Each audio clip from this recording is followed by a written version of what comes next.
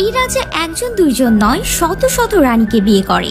কিন্তু অদ্ভুত বিষয় হলো ফুলসজ্জার রাতের পর থেকে সেই রানীদের আর খুঁজে পাওয়া যেত না। এখন প্রশ্ন উঠতে পারে, ফুলসজ্জার রাতে রানীদের সঙ্গে কি এমন ঘটতো যে এই রানীদের আর খুঁজে পাওয়া যেত না? তো চলুন জেনে আসি সেই রহস্য।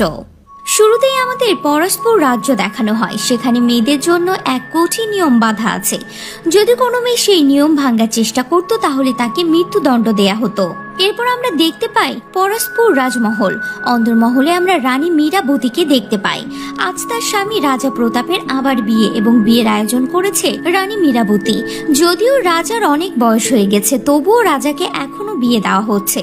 এরপর রাজা মীরাবতীকে বলে যে আগের বারে যেটা হয়েছিল এবার যেন সেটা না হয়। আসলে রাজার স্ত্রীরা ফুলসজ্জার রাতের পর থেকে উধাও হয়ে যায়। এই ঘটনাটা রানী নয়নতারা থেকে শুরু হয়েছিল এবং তখন থেকে এখন পর্যন্ত একই ঘটনা ঘটে যাচ্ছে। মীরাবতী রাজাকে আশ্বাস দিয়ে বলে যে এবার সে সুরক্ষা কবচ আরো বাড়িয়ে দিয়েছে, সেজন্য এবার আর তেমন কিছু হবে না। রাজা বলে যে এবার যদি আবার এমন কিছু হয় তাহলে তার জন্য খুব খারাপ হবে। রাজার বিয়ে শুরু হয়। রাজার বিয়ে রাজকুমারী লতার সঙ্গে হচ্ছিল। রাজার দুটো ছেলেও আছে, বড় ছেলে আদিত্য এবং তার স্ত্রী কুসুমলতা। আদিত্য একজন গেয়ে ছিল, সেজন্য কুসুমলতাকে স্যাটিসফাই করতে পারতো না। কুসুমলতা চাইতো তাদের একটা বাচ্চা হোক, কিন্তু আদিত্য সেটা করতে পারবে না। রাজার দ্বিতীয় ছেলে একজন আর্টিস্ট ছিল এবং কলা নামে একজন দাসীকে ভালোবাসতো। পরিবারের সবাই একসঙ্গে থাকলেও একে অপরের জন্য কারোর মনে কোনো ভালোবাসা ছিল না। রাজার বিয়ে হচ্ছিল তখন সেখানে গিরিশ আসে। গিরিশ একজন হিজড়ে ছিল, তাই সে রানীকে আশীর্বাদ করে। কিন্তু তার কথাবার্তা শুনে বোঝাই যাচ্ছিল সে রাজাকে একদম পছন্দ করত না। এরপর বিয়ে হয়ে যায় এবং লতা অনেক দুঃখী ছিল, কারণ একজন বৃদ্ধ লোকের সঙ্গে তার ফুলসজ্জা হবে। এদিকে রাজাও মন খারাপ করে বসেছিল, কারণ সে জানতো যে সে অনেক বৃদ্ধ হয়ে গেছে। রাজাও লতার কাছে যায়, কিন্তু রাজার দ্বারা কিছুই হয় না এবং রাজা নিজের দোষ স্বীকার না করে উল্টো লতার উপরে দোষ দেয় যে সে রাজাকে খুশি করতে পারেনি, যার জন্য রাজা তাকে শাস্তি দেয় এবং তার পিঠে গরম মোম ঢেলে দেয়। এদিকে মীরাবতীও খুব রেগেছিল, কারণ রাজা আজ নতুন রানীর সঙ্গে আছে। মীরাবতী তার দাসী কলাকে ডেকে পাঠায়, কিন্তু কলা এদিকে রাজকুমার রণবীরের সাথে বিজি ছিল। মীরাবতী ডাকার ফলে সে সেখানে চলে আসে। কলার হাতে রাজকুমার রণবীরের আংটি ছিল, যেটা দেখে মীরাবতী সবকিছু বুঝে যায় ওদের দুজনের মধ্যে আসলে কি চলছে। এদিকে লতা তার বাবাকে চিঠি লিখছিল যে এই রাজ্য একদমই ভালো নয় এবং তার উপরে কিভাবে অত্যাচার চলছে। এখানকার রাজা খুবই ভয়ানক, সে তাকে মেরে ফেলবে। মরে যাওয়ার আগে তার বাবা যেন এখান থেকে নিয়ে যায়। এরপর এক দাসীর মাধ্যমে সে চিঠিটা পৌঁছানোর চেষ্টা করে, কিন্তু রাজমহল থেকে বেরোনোর আগে চিঠিটা সেনাপতির হাতে পড়ে যায়। চিঠি পড়ার পরে সেনাপতি দাসীকে মেরে ফেলে। পরের দিন লতা মীরাবতীর কাছে আসে এবং তার ঘা দেখায় এবং সে বলে যে সে কোন পাগলের সঙ্গে তার বিয়ে দিয়েছে। সে বলে যে সে তার বাবাকে চিঠি লিখেছে এবং খুব তাড়াতাড়ি তার বাবা তাকে উদ্ধার করতে আসবে। কিন্তু মীরাবতী তাকে বলে যে তার চিঠি রাজার হাতে চলে গেছে এবং সে যদি আবার এরকম কিছু করে তাহলে এবার তার মৃত্যুদণ্ড হবে। সে যেন এমন কিছু আর না করে। এদিকে রাজকুমার আদিত্য কুসুমলতার সঙ্গে ইন্টিমেট হতে পারছিল না, কারণ সে একজন গে ছিল। তার ভানু নামের লোকের সঙ্গে সম্পর্ক ছিল, তাকে পেয়ে রাজকুমার স্যাটিসফাই হতো। এদিকে কুসুমলতা ও তার একজন দাসী কামারের সঙ্গে সম্পর্ক করে নেয়। তখনই রাজমহলের ভিতরে কালো পোশাক পরে একজন আসে এবং সে সব সিপাহীদেরকে মেরে রানী লতার কাছে আসে। সে রানীকে নিয়ে উধাও হয়ে যায়। রানী লতা উধাও হয়ে যাওয়ার পরে রাজা মীরাবতীর ওপর খুব রেগে যায়, কারণ মীরাবতী বলেছিল এবার এমনটা কিছুই হবে না। তখন সিপাহী এসে বলে যে একটা কালো পোশাক পরা লোক এসে রানীকে নিয়ে গেছে। সিপাহী একা ছিল এবং ভয়ে সে কিছু করতে পারে না। সেনাপতি এসব শুনে সিপাহীকে মেরে ফেলে। এদিকে মীরাবতীর সঙ্গে ভানুর সম্পর্ক চলছিল।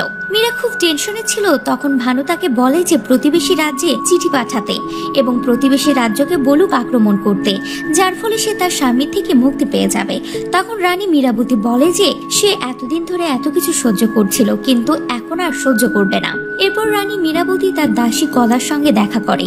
সে বলে যে সে তাকে এই পরিবারের সদস্য করতে চায়, যেটা শুনে কলা খুব খুশি হয়, কারণ সে ভেবেছিল তার বিয়ে রণবীরের সঙ্গে হবে। কিন্তু রানী মীরাবতী বলে যে সবার প্রথমে তাকে একটা পরীক্ষা দিতে হবে। সে কলাকে মহারাজের সামনে নাচ করতে বলে এবং মহারাজকে বলে এটা তার পরবর্তী স্ত্রী। এদিকে রাজকুমার রণবীরও কলার নাচ দেখছিল। মীরাবতী রণবীরকে বলে যে কলা রণবীরের জন্য নাচ ছিল না, তার তো এই রাজ্যের রানী হওয়ার শখ, তাই সে রাজাকে ইমপ্রেস করার জন্য নাচছে। এটা শুনে সে খুব রেগে যায় এবং রাজার সঙ্গে কথা বলার জন্য যায়, কিন্তু মীরাবতী তাকে আটকায় এবং বলে যে সে রাজার সঙ্গে বিদ্রোহ করতে পারবে না। যেটা শুনে রণবীর সেখান থেকে চলে যায় এবং কলা ও রাজার বিয়ে হয়ে যায়। কলা এখনো জানতো না যে তার রাজার সঙ্গে বিয়ে হয়েছে, সে তো এখনো ভাবছিল যে রণবীরই তার স্বামী।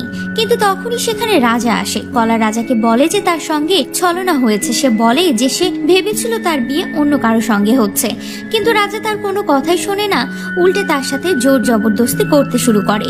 এরপর কলা রাজাকে খুশি করে দেয় এবং যার ফলে রাজা খুব খুশি ছিল। এদিকে কুসুমলতা আদিত্যকে যা তা বলতে থাকে, সে না বাপ হতে পারছে আর না রাজা হতে পারছে, ওকে তাড়াতাড়ি কিছু একটা করতে হবে, না হলে সবকিছু তাদের হাত থেকে চলে যাবে। পরের দিন রণবীর কলার সঙ্গে দেখা করতে আসে, কিন্তু কলা রণবীরের উপর খুব রেগেছিল। রণবীর কলাকে বলে যে তারা দুজন এখান থেকে দূরে কোথাও পালিয়ে যাবে, কিন্তু কলা বলে যে সে আর তার প্রেমিকা নয়, বরং মা হয়ে গেছে। কিন্তু রণবীর এসব কথাকে মানতে চায় না এবং সে কলাকে নিয়ে এখান থেকে পালিয়ে যেতে চায়। এরপর দুজনে রোমান্স করছিল, কিন্তু তখনই সেখানে রাজাকে নিয়ে মীরাবতী চলে আসে এবং সে দেখায় যে রণবীর আর মীরাবতীর মধ্যে কি চলছে। রাজা এটা দেখে খুব রেগে যায় এবং কলাকে মৃত্যুদণ্ড দেয়। কিন্তু তখনই সেখানে সে কালো পোশাক পরা লোকটা এসে তাকে বাঁচিয়ে নেয় এবং কলাকেও বাকি রানীদের মতো সেখান থেকে নিয়ে চলে যায়। কলার সঙ্গে সঙ্গে রাজকুমার রণবীরও সেখান থেকে উধাও ছিল। তাই রাজা ভেবেছিল রণবীর আর কলা দুজনে পালিয়ে গেছে।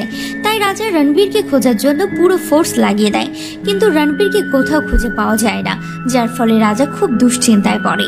রাজা বহু বছর পরে আবার মীরাবতীর রুমে যায় এবং সে বলে যে আজ রাজা হয়ে নয়, একজন পিতা হয়ে এসেছে এবং সে চায় যে রণবীর খুব তাড়াতাড়ি প্রাসাদে ফিরে আসুক। রণবীর যাতে প্রাসাদে ফিরে আসে তাই রাজা খুব বড় করে প্রাসাদের যজ্ঞ করছিল। তখন সেখানে বরিশ আসে। সে বলে যে এত বছর ধরে কত মেয়ে প্রাসাদ থেকে নিখোঁজ হয়ে গেছে, কিন্তু কই তাদের জন্য তো রাজা কোনো যজ্ঞ করেনি এতদিন ধরে, কিন্তু আজ তার নিজের ছেলে উধাও হয়েছে তাই এত বড় যজ্ঞ করছে। রাজার মনে মেয়েদের জন্য কি কোনো সম্মান নেই? কিন্তু রাজা উল্টে তাকে ইনসাল্ট করে এবং তাকে বলে সেখান থেকে চলে যেতে। এরপর বারিশ ভানুর কাছে চলে আসে। বারিশ বহু বছর পর আবার কাঁদছিল এবং ভানু তাকে সান্ত্বনা দিচ্ছিল। এখানে আমরা বুঝতে পারি যে ভানুর সঙ্গে বরিশের সম্পর্ক চলছিল, অর্থাৎ ভানু একসঙ্গে অনেকের সাথে সম্পর্ক রেখেছে। এরপরে কলার জ্ঞান ফিরে আসে। সে দেখে যে সে একটা অন্য প্রাসাদে আছে, যেখানে রাজার নিখোঁজ হয়ে যাওয়া সব রানীরাও আছে। কলা তাদেরকে জিজ্ঞাসা করে যে সে এখানে কি করে এলো। তখন আমরা জানতে পারি যে সে কালো পোশাক পরা লোকটা আসলে বারিশ ছিল, যে রানীদেরকে উদ্ধার করত। আসলে রানী মীরাবতী বারিশের সঙ্গে মিলে এই প্ল্যানটা করেছিল। বহু বছর ধরে বারিশ রানীদেরকে এখানে নিয়ে আসছে, কারণ সে জানতো প্রাসাদের রানীদের সাথে খারাপ কিছু হতে পারত।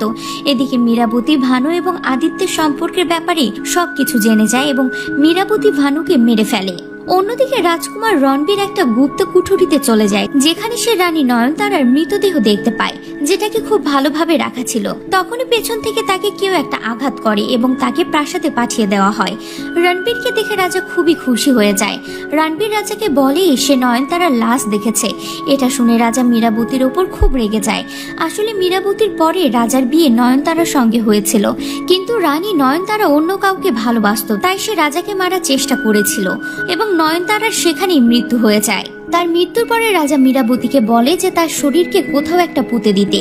মীরাবতী একটা দেয়ালে নয়নতারার বডিকে পুঁতে দেয়, কিন্তু মীরাবতীর প্ল্যান ছিল নয়নতারার বডিকে এভাবে পুঁতে দেবে না। সে তার বডিতে একটা মোমের প্রলেপ লাগিয়ে দেয়, যাতে নয়নতারার বডি খারাপ না হয়ে যায়।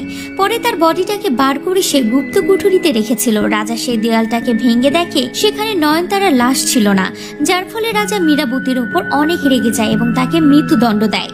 যখন মীরাবতীকে ফাঁসি দেওয়া হচ্ছিল তখন রাজা তাকে জিজ্ঞাসা করে যে সে কেন এরকম করেছিল। মীরাবতী বলে যে সে জানতো রাজা কিছু করার মতো যোগ্য নয়, কিন্তু তাও সে বিয়ের পর বিয়ে করেই যাচ্ছিল এবং সে জানতো যে সব নারীদের অবস্থা একই হতো, তাই বাকি রানীদের সাথে যাতে এরকম না হয় তাই সে রানীদেরকে এখান থেকে উধাও করে দিয়েছে। সব রানী বেঁচে আছে এবং সবাই খুব খুশি আছে, যেটা শুনে রাজা মীরাবতীর ওপর আরো রেগে যায়। এরপর মীরাবতী রাজাকে অনেক অভিশাপ দেয়। সে বলে যে তার মৃত্যু এই রাজাকে ধ্বংস করে দেবে, রাজার সর্বনাশ হবে এবং তার কাছে কিছুই থাকবে না। রাজ্যের কোনায় কোনায় খবর পৌঁছে যায় যে মীরাবতীর ফাঁসি হবে। তখন বারিশ এবং বাকি রানীরা জানতে পারে, তখন তারা মীরাবতীকে উদ্ধার করার জন্য বেরিয়ে পড়ে। কিন্তু কলা বলে মীরাবতী একদম ভালো মানুষ নয়, সে ছলনা করে রাজার সঙ্গে তার বিয়ে দিয়েছে। কিন্তু অন্য রানীরা তাকে বোঝায় যে ওই প্রাসাদের কোনো পুরুষই ভরসার যোগ্য নয়, কিন্তু কলা সেটা মানতে চায় না। সে বলে যে অন্যরা যেমনই হোক, রণবীর সেরকম নয়। বাকি রানীরা এবং বারিশ রাজার উপর আক্রমণ করে দেয় এবং রানী মীরাবতীকে বাঁচিয়ে নেয়। এরপর রাজা সেখান থেকে পালিয়ে যাচ্ছিল, কিন্তু সব রানীরা তার পেছনে দৌড়াতে থাকে তাকে মারার জন্য।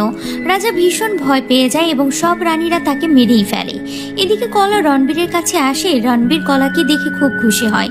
কলা রণবীরকে জিজ্ঞাসা করে যে সে তাকে খুঁজতে কেন আসেনি, কিন্তু রণবীর তাকে বলে যে সে নিরুপায় ছিল। কলা বুঝে যায় যে রণবীর তাকে ভালোবাসে না, যদি ভালোবাসতো তাহলে তাকে অবশ্যই খুঁজতো। সেজন্য কলা তাকে ছেড়ে চলে যায়। সবাই খুব খুশি ছিল কারণ রানী মীরাবতী বেঁচে গেছে এবং রাজা মরে গেছে। বারিশ প্রাসাদে গিয়ে দেখে যে রাজকুমার আদিত্য ভানুর মৃতদেহের পাশে বসে কাঁদছে। ভানু মারা গেছে দেখে বারিশও কাঁদতে থাকে। সে আদিত্যকে জিজ্ঞাসা করে ভানুকে কে মেরেছে, কিন্তু আদিত্য কিছুই জানতো না। তখনই সেখানে কুসুমলতা আসে আর সে বলে যে রানী মীরাবতী ভানুকে মেরেছে। এটা শুনে বরিশ খুব রেগে যায় এবং মীরাবতীকে মারার জন্য যায়। মীরাবতী খুব খুশি ছিল কারণ সে মুক্তি পেয়ে গেছে, যেটার জন্য সে এত বছর ধরে অপেক্ষা করছিল। বরিশ মীরাবতীকে মারতে যাবে, কিন্তু কালো পোশাক পরা কেউ একজন এসে পেছন থেকে তাকে মেরে ফেলে। এই কালো পোশাক পরা লোকটা ছিল রাজকুমার বীর সিং, যে অন্য রাজ্যে রাজকুমার ছিল এবং নয়নতারার হবু স্বামী ছিল। তাই সে নয়নতারাকে খুঁজতে এখানে এসেছে। সে সেই গুপ্ত কুঠুরিতে যায়, কিন্তু সেখানে নয়নতারার মৃতদেহ ছিল, যেটা দেখে সে খুব কষ্ট পায় এবং সে তার মৃত্যুর প্রতিশোধ নিতে চায়। আর এখানেই এই সিরিজটি শেষ হয়ে যায়।